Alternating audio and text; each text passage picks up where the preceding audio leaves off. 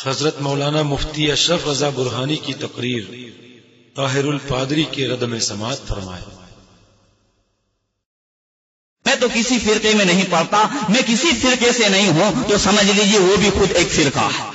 جو آدمی یہ کہے میں کسی فرقے سے نہیں تو وہ بھی ایک خود فرقہ ہے، اس لیے کہ کوئی فرقے سے نہ ہو ایسا ہو نہیں سکتا، وہ حدیث پاک کا منکر ہے۔ میں اشارہ کرنا چاہتا ہوں آج کل اسی طریقے کا ذہن دیا جاتا ہے کہ اپنے کو کسی سے کوئی مطلب نہیں ہے۔ آج کل کیوں ٹی وی میں ایک صاحب آتے ہیں طاہر القادری، ڈاکٹر طاہر القادری، اس کا یہی مذہب ہے کہ میں کسی فرقے سے نہیں، بلکہ ہر ایک ہمارے یہاں آ جا سکتا ہے۔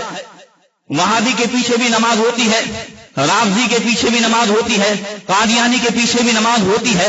مسجد کا نام رکھا اتحاد ملت مسجد، اور اس نے اعلان کر دیا ہے کہ سب ہمارے یہاں آ جا سکتے ہیں، اور پھر کہتا ہے اگر ان کے پیچھے نماز پڑھنا موقع مل جائے تو میں پسند بھی کرتا ہوں، ان کے پیچھے نماز ہو جاتی ہے۔ اب جو ہے صحابہ کرام سے محبت کرنے والا ہے، جو ہے اللہ کے رسول سے محبت کرنے والا ہے، اولیاء کرام سے محبت کرنے والا ہے، ان کے دشمنوں کے پیچھے ان کی نماز ہو جائے تو بولو وہ مومن ہو سکتا ہے؟ پہلی بات تو یہ کہتا ہے کہ میں کسی فرقے سے نہیں، یہ سراسر غلط ہے۔ ہمارے علماء کرام نے آج سے 20 سال پہلے ہی اس کی پکڑ دھکڑ کی، خاص کر حضور حجت الاسلام کے داماد حضرت مفتی تقدس علی خان صاحب قبلہ نے ان کی پکڑ کی اور خوب سمجھایا، تفصیل سے خط لکھا کہ تم کیا دھوکہ دے رہا ہے، کہ کہہ رہا ہے کہ میں اللہ اور اس کے رسول کے گستاخوں کو کافر سمجھتا ہوں، اور پھر ایک طرف کہتا ہے کہ دیوبندی ہو، قادیانی ہو، وہابی ہو، رافضی ہو، ان کے پیچھے نماز بھی پڑھ لیتا ہوں۔ تو یہ کیسی تیری جو ہے پالیسی ہے، اور کس طرح تو لوگوں کو بہکانا چاہتا ہے؟ پھر آپ نے کہا اگر تو اللہ اور اس کے رسول اور اس کے محبوب بندوں کے گستاخوں کو تو کافر سمجھتا ہے تو دیکھ تقویت الایمان کی عبارتیں یہ ہیں، دیکھ رافضیوں کی عبارتیں یہ ہیں، کیا یہ عبارت کے لکھنے والے کافر ہیں؟ تو بولے یہ کافر نہیں ہے، ان کے لکھنے والے کافر نہیں ہیں، وہ گستاخوں کو کافر سمجھتا ہوں۔ اس طریقے سے دھوکہ دیا اور کہا میں کسی جو ہے فرقے سے نہیں۔ ان اللہ والوں نے، ان علماء نے اسے ختم کر دیا تھا۔ کیا مطلب؟ اس کا اس وقت شدید رد کیا پاکستان کے علماء نے اور اسے مار ڈالا تھا، اس کی موت ہو چکی تھی، مگر کیوں ٹی وی نے دوبارہ اس کو زندہ کیا؟ اب پھر جو ہے مسلمان اس کی طرف مائل ہو رہے ہیں، اور لوگ کہتے ہیں کیا کیا دلیلیں دیتا ہے۔ سب سے پہلے تو آپ یہ دیکھ لیجیے، اللہ کے رسول صلی اللہ تعالی علیہ وسلم نے فرمایا تفترق علی امتی 73 ملتا کلہم فی النار الا ملت واحدہ، کہ بنی اسرائیل 72 فرقے میں بٹ گئے اور میری یہ امت 73 فرقے میں بٹ جائے گی، ان میں سے سب کے سب جہنم میں جائیں گے، ایک ہی فرقہ جنت میں جائے گا۔ وہ فرقہ کون ہے؟ وہ اہل سنت والجماعت ہے۔ مگر وہ کہتا ہے میں کسی فرقے سے نہیں، تو اب وہ کہتا ہے میں امت کا نمائندہ ہوں، امت کا نمائندہ بن کر کے آیا ہوں، کسی فرقے سے نہیں۔ تو جب تم کسی فرقے سے نہیں تو امت سے بھی نہیں، اس لیے کہ سرکار نے کہا ہے کہ میری امت میں فرقے ہوں گے، اس میں 72 جہنمی اور ایک جنتی، گویا کہ تمام امت فرقے ہی فرقے میں ہے، اس میں کوئی ایسا نہیں جو فرقے سے باہر ہو۔ ایک جنتی فرقہ ہے اور 72 جو ہے وہ جہنمی فرقے ہیں۔ اب اس میں سے اپنا شمار خود کرنا ہے کہ ہم کس میں ہیں، مگر کہتا ہے میں کسی فرقے سے نہیں، فرقے سے نہیں تو امت سے نہیں۔ کوئی جنات بن کر کے آیا؟ ہرگز نہیں، یہ سراسر دھوکہ ہے۔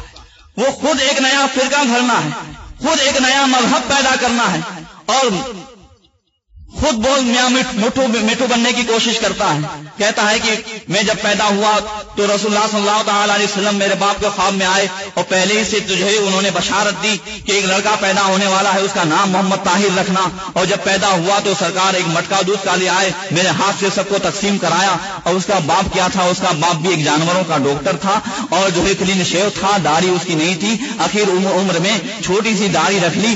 اب اس طریقے کے ایک سے ایک باتیں بنا کر کے لوگوں کو گمراہ کرتا ہے۔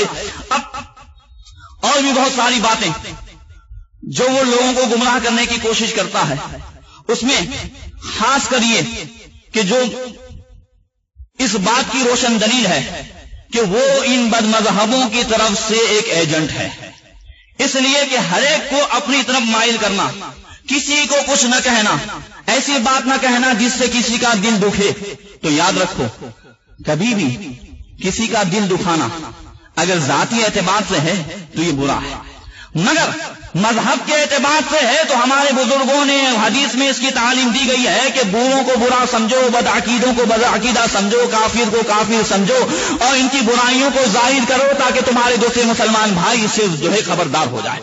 दूसरे के ईमान को बचाना ये जो है ईमान का तकाजा है, वो ईमान की ये अलामत है कि आदमी दूसरे के ईमान को बचाए। मगर वो कहता है कि जो है हम किसी को कुछ नहीं कहते, हम किसी फिरके से नहीं हैं। आज इस तरह की बीमारी बहुत सारे भाइयों के दिल में आ गई है और वो भी कहते हैं पांजे कुरो पांटो कोई जे इन जो अमल इन जैसा, अगर उसका अमल कोई हराम फेल से है तो उसके साथ, उसका अमल अगर बुराइयों से है तो उसके साथ, मगर उसका अमल अगर अकीदे से है तो फिर ये समझ लीजिए चेपी रोग है वो तुम्हें भी लगेगा। तो एक रोग तो ऐसा होता है बुखार आया तो बुखार उसके साथ, अगर खांसी है तो उसके साथ, मगर अगर कोई चेपी रोग की बीमारी हुई तो वो सबके साथ। तो अब बुराई अगर हराम अमल है तो उसके साथ, मगर बदअकीदगी है तो वो सबके साथ है। लिहाजा हमें तमाम तर बदमज़हबों बदअकीदों से परहेज करना है और ऐसे मौलवियों, प्रोफेसरों और डॉक्टरों से भी परहेज करना है जो सबको अपने अंदर लेने की कोशिश करते हैं। सबसे बड़ी उसकी बुराई है कि सारे फिरकों को एक ही समझता हो, कहता है मुझे सबसे वहशत होती है, मुझे बरेली से भी वहशत होती है, मुझे मसलक आला हज़रत से भी वहशत होती है। जो बरेली से वहशत करता है वो खुद पक्का मुनाफिक है, इसलिए कि आज आला हज़रत और बरेली ये सुन्नियत की निशानी है। पहले सुन्नियत की निशानी उलमा हरमैन तैयबैन फरमाते हैं कि अगर तुम्हें सुन्नियत की पहचान करनी हो तो किसी के सामने आला हज़रत का नाम ले लो, अगर उसका चेहरा खिल उठे तो समझ लीजिए पक्का सुन्नी है। मगर वो कहता है मुझे उससे वहशत होती है, जब उसे उससे वहशत होती है तो समझ लो वो सुन्नी नहीं है, चाहे कितनी भी दलीलें दें, उससे परहेज करना लाजमी है। पीरों के पीर हुजूर गौसे आदम दस्तगीर रज़ियल्लाहु ताला अन्हु ने हमें जो है यही तालीम दी।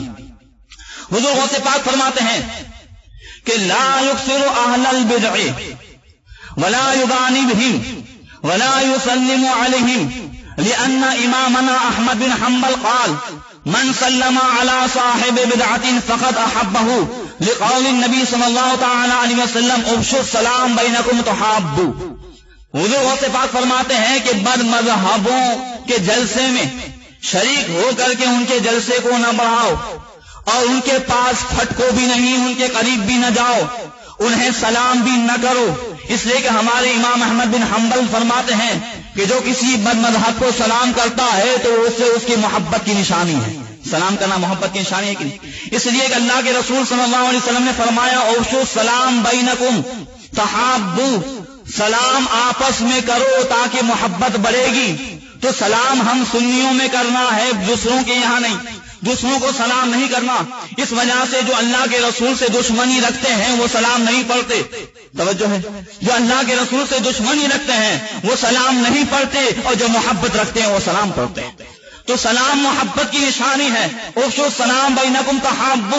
इमाम अहमद बिन हंबल के हवाले से हुज़ूर गौसे पाक फरमाते हैं बद मज़हबों के साथ जो है सलाम कलाम का भी व्यवहार न रखो, कि अगर तुम सलाम कलाम का व्यवहार रखोगे तो भी ये मोहब्बत की निशानी है। फिर फरमाते हैं वला युसल्ली अलैहिम इज़ा मातू, जब वो मर जाए तो उनकी नमाज जनाजा में शरीक न हो। वला युसल्लू मअहुम, उनके साथ जो है नमाजें न पढ़ो, उनके पीछे नमाजें न पढ़ो। वला युमन्निहिम फिल आयादे व औकातिस सुरूर, और उनके यहाँ जब खुशी का कोई माहौल हो तो उन्हें मुबारकबादी न दो, उनकी शादियों में शरीक न हो। हर एतबार से हुज़ूर गौसे पाक रज़ियल्लाहु ताला अन्हु ने बताया और जो है बचाया और फरमाया व युआदिहिम फिल्लाह, और अल्लाह की मोहब्बत की वजह से इन बद मज़हबों से दुश्मनी रखो। क्यों? कहते मुअतकिदन बातिलन लिअहलिल बिदअति व मुहतसिबन सवाबल जज़ील वल अजरल कसीर, इस एतकाद के साथ कि इस बद मज़हब का मज़हब बातिल है और इससे अदावत रखना अल्लाह ताला की बारगाह से अजर व सवाब मिलेगा। लिहाजा ये चाहिए कि इंसान इन तमाम बद मज़हबों से दूर रहे और जो बद मज़हबों और सुन्नियों को एक करना चाहते हैं ये सबसे खतरनाक है, उनसे दूर रहने की कोशिश की जाए। आदमी आजकल कहता है अरे हावी साहब इनकी दलील सुनो, पांचो भेजो कम ना करें, मगर हुजूर सल्लल्लाहु ताला अलैहि वसल्लम गैब का नबी हैं, कह दो सुभान अल्लाह। ऐसे ही लोगों के लिए रसूलुल्लाह सल्लल्लाहु ताला अलैहि वसल्लम ने पहले से फरमाया کہ مجھے اپنی امت کے ان منافقوں سے زیادہ خطرہ ہے جس کا کلام حکیمانہ ہوگا اور عمل ظالمانہ ہوگا. بولو یہ سرکار کا علم غیب ہے کہ نہیں؟ کہ ان منافقوں سے مجھے زیادہ خطرہ ہے کہ بات تو حکیمانہ کریں گے, گفتگو تو حکمت والی کریں گے, اور کلام حکیمانہ مگر علم عمل ظالمانہ. اس کی باتیں سن کر کے لگتا ہے وہ تصوف کی ایک سے ایک باتیں کرتا ہے, اور جو ہے عشق رسول کی ایک سے ایک باتیں کرتا ہے, خوب دلیلیں دیتا ہے, مگر اس کی داڑھی دیکھو تو پتہ چلتا ہے عمل ظالمانہ ہے. باتیں حکیمانہ ہیں اور اس کا عمل دیکھ لو تو عمل بتا رہا ہے کہ عمل ظالمانہ ہے. اور غیبدہ نبی نے پہلے ہی فرمایا تھا کہ ایسے لوگوں سے مجھے خطرہ ہے کہ جس کا جو ہے کلام حکیمانہ ہوگا اور عمل ظالمانہ ہوگا. اب اسی ایک حدیث کو دیکھ کر اب کیوں ٹی وی میں آپ دیکھیں گے تو معلوم ہو جائے گا یہ کیوں ٹی وی نے جو ہے بہت سارے لوگوں کو اس کی طرف مائل کر دیا ہے اور ایسے لوگوں کو زندہ کر دیا ہے. کیوں ٹی وی کے باہر کے حالات آپ جانتے ہیں, اندرونی میں جانتا ہوں. کوئی ایسا نہیں ہے 75% کہ جو آنے سے پہلے بیوٹی پارلر میں تیار نہ ہوتا ہو, وہاں لڑکیاں جو ہے انہیں تیار کرتی ہیں. اب اس میں 75% کی بات ہے, اندرونی بات کر رہا ہوں جو مجھے کانوں کان ملی ہے. اب باہر کے حالات آپ جانتے ہیں, اندرونی میں جانتا ہوں. مگر اب کہہ لو کہ بیوٹی پارلر کا عمل ان کے ساتھ, مگر ان کی گمراہی سے جو دوسرے گمراہ ہو رہے ہیں, ہمیں اس سے بچنا ہے. اور ہم جو ہے یہ دیکھیں کہ ہمارے بزرگان دین, ہمارے اعلیٰ حضرت حضور مفتی اعظم ہند نے ہمیں کیا بتایا ہے. حضور مفتی اعظم رحمۃ اللہ تعالی علیہ نے ہمیں کیا جو ہے نصیحت فرمائی ہے, اپنے عمل سے کیا بتایا ہے. الحب فی اللہ والبغض فی اللہ کی وہ تفسیر تھے. حضور مفتی اعظم رحمۃ اللہ تعالی علیہ مبارک پور جب تشریف لے گئے, اور مبارک پور کے ٹرسٹیوں میں ایک صاحب تھے بابو بھائی جو سید صاحب تھے, مگر ان کے تعلق سے سرکار حضور مفتی اعظم کو یہ معلوم ہوا تھا کہ ان کی رشتہ داریاں وہابیوں کے ساتھ ہیں. اب حضور مفتی اعظم سے جب وہ ملنے آئے, حضور مفتی اعظم نے ہاتھ کھینچ لیا, نظر پھیر لی, مگر وہ بار بار کوشش کرتے. آخرکار انہوں نے کہا حضور مجھ سے کیا خطا ہوئی. آپ نے فرمایا میں نے سنا ہے تمہاری رشتہ داری وہابیوں کے ساتھ ہے, تمہارا تعلق ان کے ساتھ ہے. کہا یہ اہل مبارک پور جو ہے علماء مبارک پور گواہ ہیں, میں نے مجھ سے برات ظاہر کر دی ہے, اور جو ہے میری ان سے کوئی رشتہ داری نہیں ہے. یہ میرا جو ہے توبہ نامہ بھی موجود ہے. اب حضور مفتی اعظم جو پہلے ہاتھ نہیں ملا رہے تھے وہ کہنے لگے سید صاحب ذرا کھڑے ہو جائیے. کھڑے ہو گئے. جب بابو میاں کھڑے ہو گئے تو حضور مفتی اعظم خود کھڑے ہوئے اس نقاہت کے ساتھ, اتنی ضعیف تھی جو اس کے باوجود, اور ان کے پیر پکڑ کر کے کہنے لگے میں نے جو کچھ کیا وہ تمہارے جان کی محبت کی وجہ سے کیا. پہلے تم سے جو دشمنی رکھی وہ ان کی محبت کی وجہ سے, اور اب تم سے جو معافی مانگ رہا ہوں تمہارے قدم پکڑ رہا ہوں وہ بھی ان کی محبت کی وجہ سے. ایسا دل, اسی دل کو شاہ ولی اللہ محدث دہلوی نے دہلی کی جامع مسجد میں کہا تھا کہ اے مغل بادشاہوں, تمہارے خزانے کی بہت تعریف سنی ہے کہ تمہارے خزانے میں بہت مال ہے, مگر سارا مال اگر تم خرچ کر دو تو کسی اللہ کے ولی کا دل نہیں لا سکتے. اللہ کے ولی کا جو دل ہے وہ ایسا دل ہے کہ اس کی کوئی مثال ہی نہیں ہے, کہ سرکار کے جلووں سے روشن ہے دل نوری, تا حشر رہے روشن نوری کا یہ کاشانہ. جب جو ہے سرکار کے جلووں سے دل روشن ہوتا ہے تو پورا جو ہے گھر روشن ہو جاتا ہے, کنبہ روشن ہو جاتا ہے. اللہ تعالیٰ ایسا دل عطا فرمائے, ایسوں کی صحبت عطا فرمائے, اور ایسوں سے محبت عطا فرمائے, اور پروردگار تمام گمراہوں سے ہمیں دور رہنے کی توفیق عطا فرمائے. پروردگار ہر بد مذہب کی صحبتوں سے ہمیں بچائے, ہماری اولاد کو بچائے, قیامت تک جو ہے پوربندر کے سنی مسلمانوں اور آنے والی نسلوں کو بچائے, ہر طرح کی گمراہیوں سے بچائے. مسلک اعلیٰ حضرت پر ہمیں استقامت عطا فرمائے. شعر گوئی اور پاس شرع دونوں کا اجتماع مشکل امر ہے. بڑے بڑے قداور شعراء نے اس راہ میں ٹھوکریں کھائی ہیں. آخری دور میں امام احمد رضا کو شاعری میں پاس شرع کی دولت نصیب ہوئی. آپ کے دربار میں محبت رسول صلی اللہ تعالی علیہ وسلم کا گلستان کھلا ہوا تھا, جہاں عشق نبی صلی اللہ علیہ وسلم کے گلاب مہکتے تھے. مدحت رسول صلی اللہ تعالی علیہ وسلم کے گلدستے سجائے جاتے تھے. فضاؤں میں ثنائے مصطفیٰ صلی اللہ تعالی علیہ وسلم کے نغمے گونجتے تھے.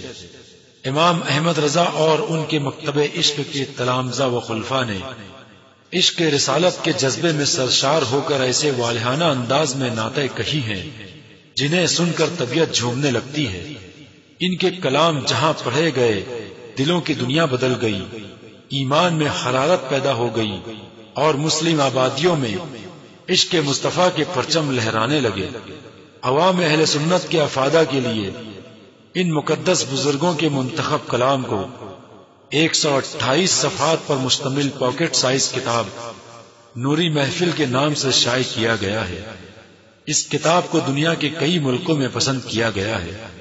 نعت خوانی کا شوق رکھنے والے حضرات کے لیے نوری محفل بہت مفید کتاب ہے، کیونکہ اس میں اعلی حضرت امام احمد رضا، استاد زمن مولانا حسن رضا بریلوی، تاجدار اہل سنت حضور مفتی اعظم خلیفہ اعلی حضرت مولانا جمیل الرحمن قادری رضوان اللہ تعالی علیہم اجمعین اور حضور تاج الشریعہ کی لکھی ہوئی کئی نعت و منقبت، صلاۃ السلام اور مناجات و شجرہ کو ایک جگہ جمع کر دیا گیا ہے، جس میں قصیدہ بردہ شریف بھی 23 اشعار کے ساتھ شامل ہے۔ اگر آپ کو نوری محفل چاہیے تو اپنے موبائل میں نوری محفل کے پہلے 2 حرف یعنی صرف NM لکھیں، پورا لفظ نہ لکھیں، اور 8080 430 440 پر SMS کر دیں۔ اس نمبر پر آپ کال نہیں کر سکتے۔ یہ نمبر اور ای میل ایڈریس آپ اسی CD میں موجود ایک ٹیکسٹ فائل میں بھی دیکھ سکتے ہیں۔